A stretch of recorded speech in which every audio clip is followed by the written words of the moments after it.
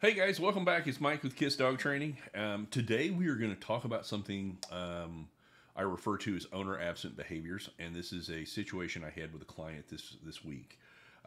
It's one of those things that once I describe it to a client, there's kind of an aha moment, and it really helps things progress. So, in this particular situation, it was a dog who would sit on the back of the couch or sit at the front door when it was open and bark at everything they ever saw. Could be a person, could be somebody walking a dog, it could be the mailman, it could be UPS, FedEx, Amazon, it could even be a leaf blowing, okay? This particular client, though, worked about 8 to 10 hours a day. And what I had to explain to him was if your dog can self reinforce 8 to 10 hours a day, sitting on the back of the couch, looking out the window, barking at everything in the world, and quote unquote scaring it away, and it working in the dog's perspective, you've got an awful lot of learning that you're fighting. Let's say you're my best client in the world. Let's say you're doing an hour and a half to 2 hours worth of training a day trying to fix this particular problem behavior. And trust me, if you were doing an hour and a half to 2 hours a day of training, you would be in the top 1% of my clients. Most of my clients work 30 minutes to an hour tops, okay? And it's more about consistency and frequency than it is the time. But in this particular situation, if the dog is getting 8 to 10 hours of practice barking, and you're only practicing an hour and a half to 2 hours a day of don't bark, pay attention to me, go to your spot, whatever way we're going to deal with this, there's no way you're going to catch this tiger by the tail.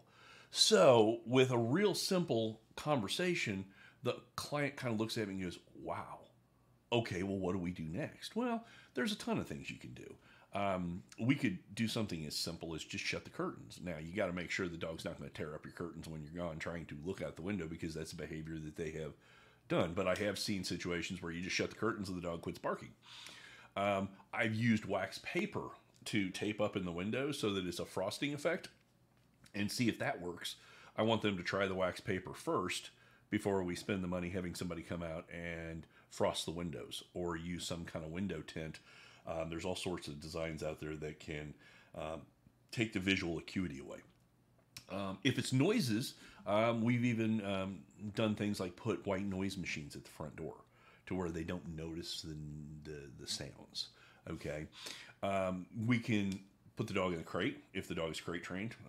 That's something we have to figure out. If they're not crate trained, maybe I can use baby gates to keep the dog in the back portion of the house to where we stop the practice of sitting in the front window and barking all day. So there's lots of different things we can do that will help you kind of get some traction in trying to get the dog to quit barking. But until we understand the principle of owner absent behaviors, or self-reinforcement for the dog of bad behaviors, this is a really tough thing to understand. You know, you're doing all this work. Why are you seeing no results? And, you know, one of two things usually is happening. Clients are not practicing. They're not frequent and consistent with the practice, or they haven't realized that this kind of behavior is self-reinforcing to the dog. Let's look at this from a different perspective, maybe just a different way to help understand the idea of an owner absent behavior. I like to refer to it as the curse of the mailman. Your dog for years waits for the mailman to come up on the front porch, barks like crazy, and the mailman leaves. In the dog's mind, because I barked, the mailman left.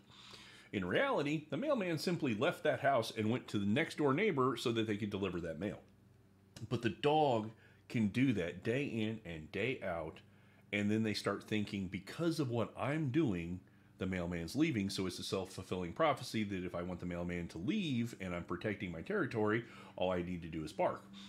Again, you've hired a dog trainer and you're killing yourself trying to fix this problem, but you've never considered the idea that the reason it's so hard is the dog has done so much self-reinforcement that we need to manage their ability to practice bad behavior while we are trying to teach alternative behaviors and using positive reinforcement to get a leg up on the problem.